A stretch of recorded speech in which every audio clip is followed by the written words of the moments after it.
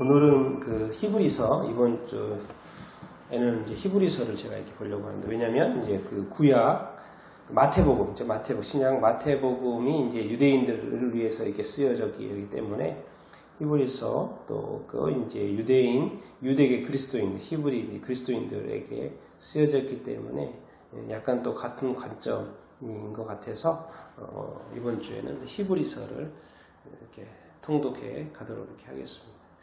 우리가 이렇게 오늘 이제 그 히브리서를 좀 개요를 이렇게 할 건데, 그 신앙이라는 것이 항상 이렇게 뭐를 이렇게 주의를 해야 되냐면은, 나하고 예수님하고 이렇게 동등하게 생각하면 안 된다는 거죠. 왜냐면 나는 항상 누구 밑으로 내려가야 돼요? 예수님의 밑으로 이렇게 내려가야 돼요. 이 동등이라는 단어를 우리가 되게 유념을 이렇게 해야 되는데, 왜 그러냐면 예수님도 하나님과 동등했어요? 동등하지 않았어요? 동등했어요. 이게 빌립보서에 2장에 이렇게 보면 예수님도 하나님과 동등하다고 말씀하셨어요. 그런데 뭐죠? 종의 형체 사람이 되셔가지고 십자가에 못 박혀 죽으셨다고 그렇게 말씀하셨어요. 그러니까 뭐요? 예수님 스스로 뭐요? 하나님과 동등됨을 취하지 않고 뭐요? 종으로서 하나님 밑으로 들어가신 것이죠.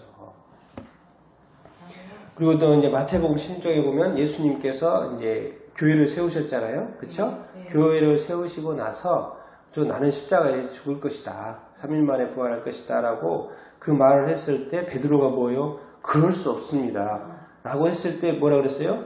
예수님이 사탄아 그랬어요.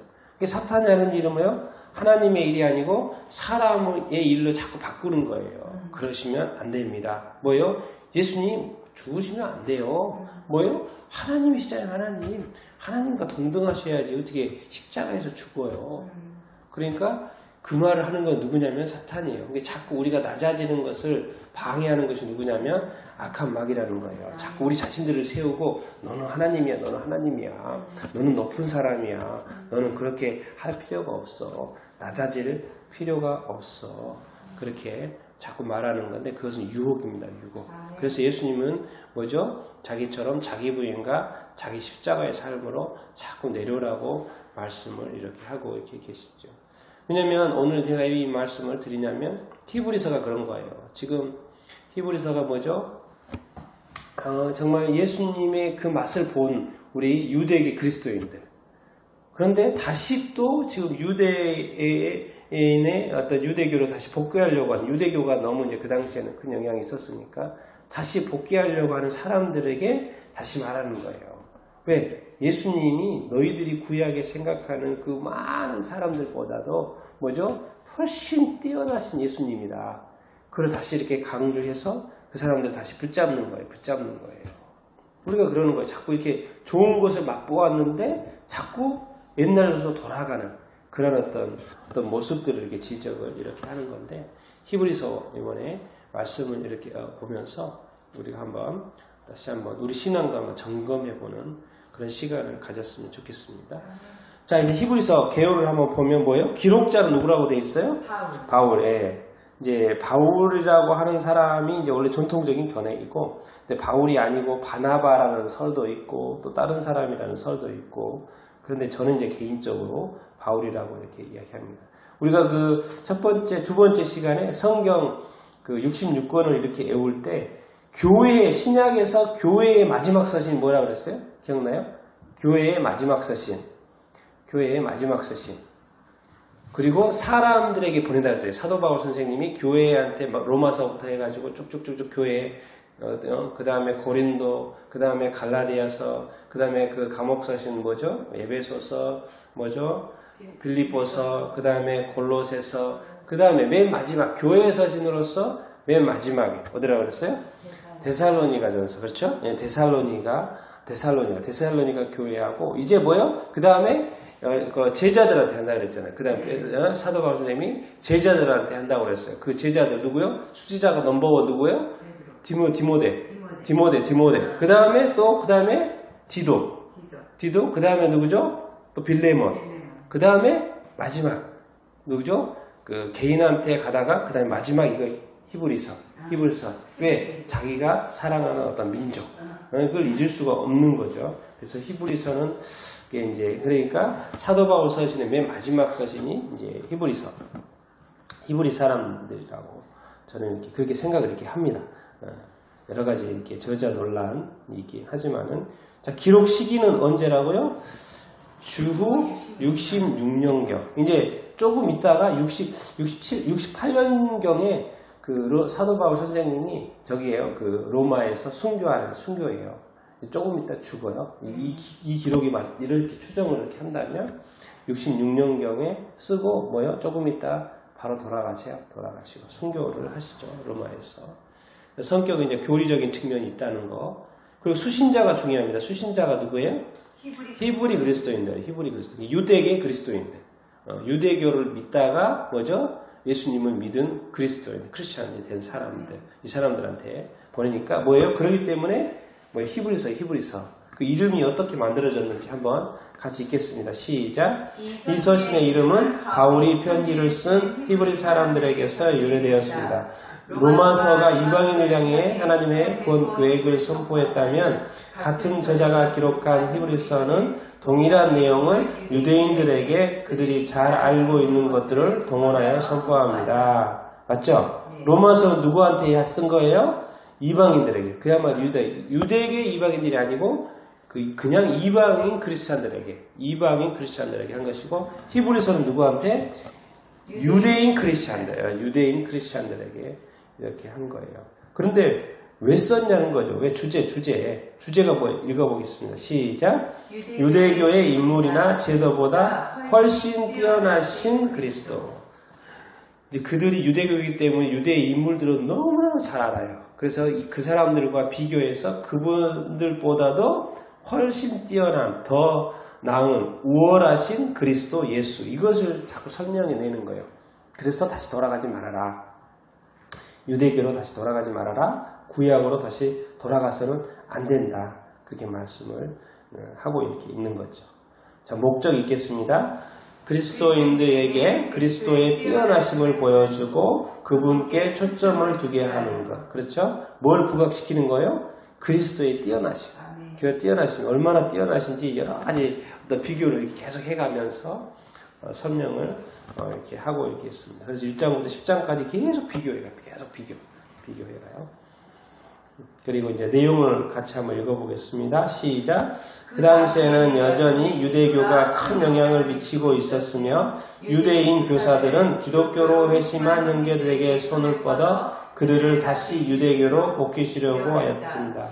이제 사도는 유대인 교사들의 주장을 무력화하기 위하여 먼저 그리스도가 천사와 모세와 여호수아와 아론과 그의 아들들과 그 위의 제사장 체계와 그 안에 모든 인생들보다 우월함을 증명합니다. 여기까지 보면 뭐예요? 유대교가 그 당시에도 가장 큰 영향을 미치고 있었다는 거죠. 맞죠? 그거는 뭐 무시할 수 없죠. 그 종교가. 그런데 거기에 항상 누가 있어요? 유대인 교사들이 있어요. 유대교의 핵심 리더들이 있다고요. 근데 그 사람들이 자꾸 뭐요? 기독교로 회심한 형제들한테 뭐요? 다시 돌아오라고 계속 이렇게 말씀을 인용하면서 전통을 인용하겠죠. 막 그러면서 다시 유대교로 복귀시려고 이렇게 하는 거예요. 누가 그래요? 유대인 교사들이 그러는 거예요. 그 사람들이 평민이라기보다는 유대인 교사들이. 그래서 이제 뭐요? 그것을 무력화하기 위해서 그리스도가 이제 천사, 모세, 여호수아, 아론, 그의 아들들 사람들 이름이 쭉 나옵니다. 근데 그들보다도 훨씬 더 우월하다. 이것을 이제 비교해서 가르쳐 주는 거죠. 깨닫게 하려고 지금 다시 깨닫게 하려고. 그리고 다시 읽겠습니다. 그리고 이것을 확증하기 위하여 사도는 율법의 신비를 아는 것과 그 안에 의식법들이 제정된 목적과 용례와 그리고 이제는 그것들이 실체감으로써 온전히 폐기된 것 등을 논리적으로 보여줍니다. 여기까지 뭐예요? 사실은 그 유대의 율법들, 뭐죠? 많은 의식 있죠. 의식법들, 그런 것들이 있는데, 그건 뭐예요? 실체가 오면 끝난다는 거죠. 실제, 그거는 실체를 보여주는 그림자였던 거죠. 그림자가였는데, 뭐예요? 실체이신 예수 그리스도가 옴으로써 사실 그림자는 이제 없어져야 되고, 실체로 돌아가야죠. 실제로 관점을 가져야 되는 거죠. 그렇죠? 그걸 봐야 되고. 그런데 다시 그림자로 돌아가면 돼요? 안 돼요? 안 된다는 거죠. 그래서 실체가 왔다고 함으로써 뭐요? 온전한 것이 이제 폐기된, 옛날 것이 폐기됐다. 이거는 설명을 이렇게 하는 거고. 또한 시작. 또한 사도는 극심한 핍박을 당하는 성도들을 향해 그리스도로 인해 고난당하는 것을 참문하고 권면하고 배도의 물결에 휘말리지 말 것을 촉구한다. 여기까지 보면 뭐예요? 이제 그들이 자꾸 이렇게 돌아가는 상황이 발생하는 건 뭐냐면 그것 때문에 예수 믿는 것 때문에 뭐예요? 고난을 당하기 때문에 그러는 거예요. 자꾸 이렇게 핍박을 하고 박해를 하고 힘들게 하고 그러니까 그 사람들이 계속 뭐예요? 그리스도에 인해서 성도들이 고난을 당하는 거예요. 그러니까는 뭐예요? 자꾸 돌아가게 된다는 거예요. 근데 그것은 뭐라고요? 다시 돌아가는 거는 배도다, 배도. 그런 사람들이 많이 있는데 그렇게 하면 안 된다. 그것은 하나님에 대한 배도요. 그리스도에 대한 배도다, 배신이다. 그래서 거기에 휘말리면 안 된다. 그렇게 자꾸 이렇게 말을 이렇게 하고 이렇게 있는 것이죠. 그러면서 시작. 그러면서 사도는 구약시대 영웅들의 믿음의 열전들을 보여주고 구약과 신약의 동일한 참된 믿음이 무엇인지 가르쳐주고 우리가 소망이 하늘에 있음을 상기시켜 준다. 유대인 그리스도인들을 대상으로 한 글이지만 히브리서는 신약시대의 모든 성도들에게 적용된다. 이제 마지막 뭐냐면 뭐예요? 마지막으로 뭐 하고 있냐면 다 구약의 믿음의 사람들을 다 열거해요. 처음부터 쭉 열거, 구약의 모든 사람들을 다 열거 해놓고도 뭐예요? 그것보다 더 뛰어나신 분이 누구시다? 예수 그리스도이시다. 이렇게 말씀해요. 알고 봤더니 구약과 신약의 믿음이 동일한 믿음으로 믿음으로 이렇게 되어 있고 우리의 참 소망이 어디다? 하늘에 있다는 거예요. 하늘에. 우리 참 소망이 예수님께 있다는 거예요. 자꾸 사람에게 돌아가지 말라는 거예요. 사람은 다 뭐였다? 그림자였다는 거예요. 그림자. 예수 그리스도를 뭐요? 보여주고 그분이 다시 오실 때 그 모습, 그것이 실체인 것이지. 자꾸 이렇게 옛날에 유명한 위인들로 위인의 어떤 믿음들로 그분이 뭐 잘못됐다는 게 아니고 좋다라는 거, 뛰어나다는 거. 근데 그것은 뭐예요? 실체가 아니었다는 거죠. 실체는 예수 그리스도였다는 것이죠. 그래서 절대로 넘어가지 말라는 거죠. 다시 과거로 회개하지 말라는 것이죠. 참 소망은 하늘에 있고 예수 그리스도에게 있다고 말을 이렇게 하고 있겠습니다. 그래서 히브리서는 총 몇 장으로 되어 있냐면 13장으로 구성이 되어 이렇게 있습니다. 그래서 히브리서 유명한 거 있죠. 믿음의 장 몇 장? 그래서 11장.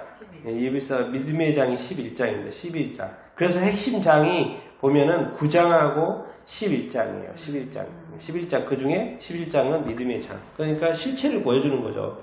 실체가 오면 뭐예요? 그림자는 사라져야 된다는 거죠. 사라져야 되는 게 이렇게 맞죠. 근데 자꾸 사람들이 왠지 모르게 그림자로 가요. 뭐 핍박이든지 어려움이든지 어떤 고난이든지 그런 것들 때문에 그리고 또 자기 자신의 믿음이 약해져서 또 자꾸 그림자로 돌아가는 거죠. 이제. 그런데 그래서가 안 된다. 핵심 절을 1장 3절로 보는데 1장 3절 같이 읽겠습니다. 핵심절 시작. 하나님의 영광의 광채시요 그분 자체의 정확한 형상이시며 자신의 권능의 말씀으로 모든 것을 떠받치시는 이 아들께서는 친히 우리의 죄들을 정결하게 하신 뒤에 높은 곳에 계신 위엄하신 분의 오른편에 앉으셨느니라. 뭐예요? 영광의 광채가 예수님이시고 뭐요? 그 본체의 형상이 누구라고요? 예수님이라고 이렇게 이렇게 하고 있는 거예요. 그래서 단어를 보면은 더 낫고 더 나은다 이런 말이 막 계속 나오는 것이고 뭐예요? 단 한 번에 지금까지 수없이 많은 제사를 드려서 그 죄가 사해졌는데 예수님을 통해서 뭐예요? 이제는 그 죄가 단번에 사해졌다. 이 단 한 번이라는 말이 그렇게 이렇게 많이 이렇게 나오고 그래서 어디에 소망을 둬야 된다? 하늘에 소망을 둬야 된다. 그러니까 하늘이라는 이야기가 계속 이렇게 히브리서는 이렇게 나오는 거죠. 그래서 뭐요? 더 나은 상속의 언약, 더 나은 언약임을 예수 그리스도와의 이 언약이 더 나은 언약이다. 구약에 많은 언약들이 있었지만은 예수 그리스도와의 언약이 뭐예요?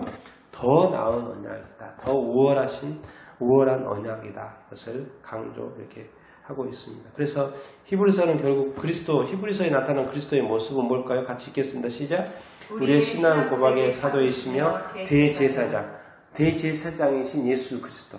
이거 대제사장이 나중에 아주 그냥 쫙 나옵니다. 그 계보부터 해가지고 멜기세덱의 반차를 띤 계보, 대제사장이 그 설명들이 이렇게 나오는데 대제사장이신 죄사함을 담당하신 예수 그리스도가 이렇게 나오고 우리에게 주는 또 교훈은 뭡니까?